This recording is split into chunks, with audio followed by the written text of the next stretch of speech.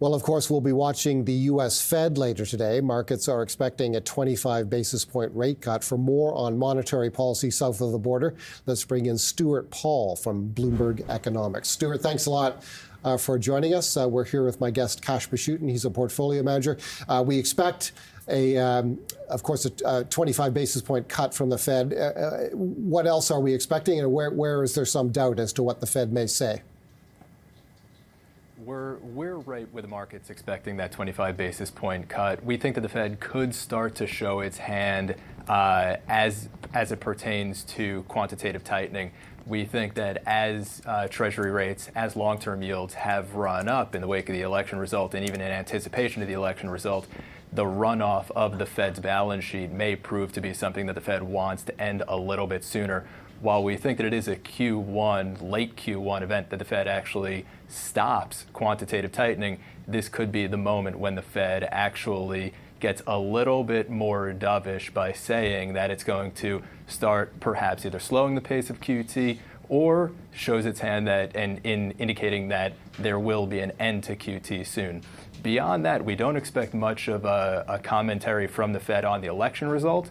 Instead, we expect the Fed to focus on labor market cooling and economic fundamentals as motivating its decisions in the context of monetary policy. Will Jerome Powell conduct a news conference today? He will be conducting a news conference at 2:30. You could expect reporters to be throwing a lot of questions his way about the election result, about the financial market response to the election result. As you mentioned, equities were really soaring yesterday and futures are looking strong. But it's really what's going on at the long end of the yield curve that matters most for setting monetary policy. And in fact, it's a little bit peculiar.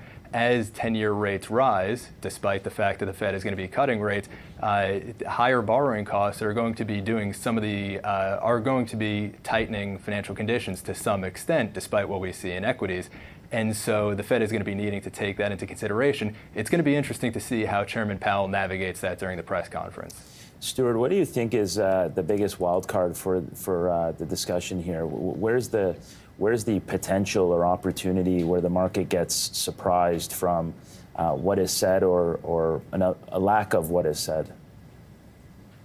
I think that the thing that would be most surprising is if Powell were to come out with any sort of commentary around his expectations for what a Trump administration will implement. So, for example, there are going to be questions about tariffs, the inflationary effects of tariffs.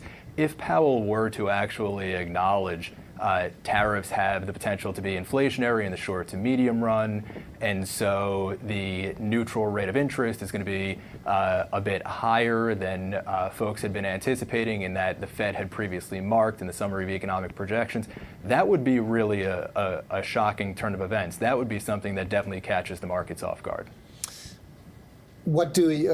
How much dissent do you think there is within the Fed's Open Market Committee in terms of the magnitude of the prior rate cut, which was 50 basis points, and this one as well? How much vigorous debate is going on?